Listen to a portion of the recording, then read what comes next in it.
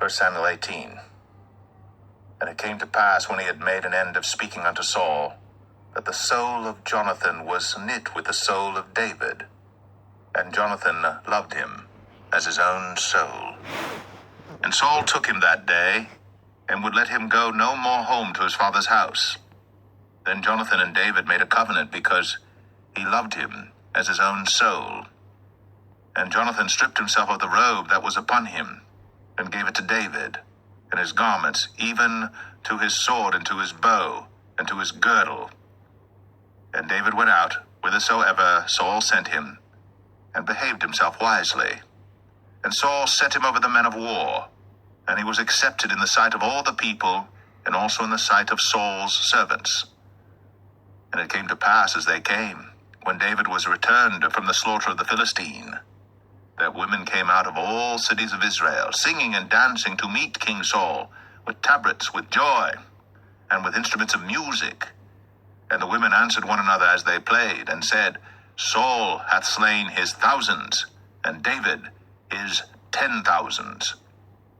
And Saul was very wroth, and the saying displeased him, and he said, They have ascribed unto David 10,000s, and to me they have ascribed but thousands.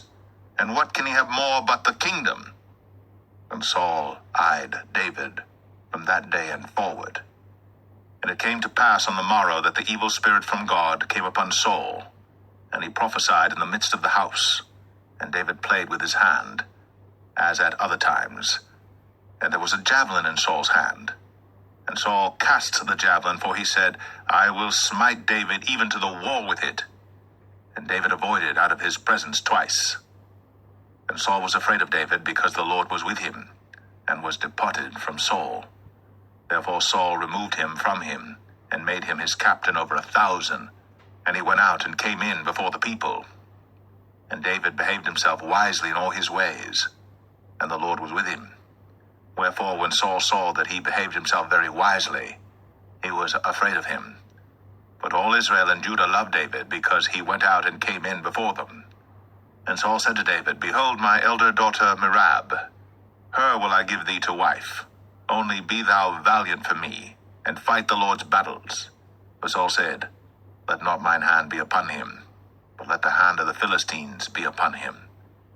And David said unto Saul, Who am I, and what is my life, or my father's family in Israel, that I should be son-in-law to the king? But it came to pass at the time when Merab, Saul's daughter, should have been given to David, that she was given unto Adriel, the Maholathite, to wife. And Michal, Saul's daughter, loved David. And they told Saul, and the thing pleased him. And Saul said, I will give him her, that she may be a snare to him, and that the hand of the Philistines may be against him. Wherefore Saul said to David, Thou shalt this day be my son-in-law in the one of the twain. And Saul commanded his servants, saying, Commune with David secretly, and say, Behold, the king hath delight in thee, and all his servants love thee. Now therefore be the king's son-in-law. And Saul's servant spake those words in the ears of David. And David said, Seemeth it to you a light thing to be a king's son-in-law, seeing that I am a poor man, and lightly esteemed?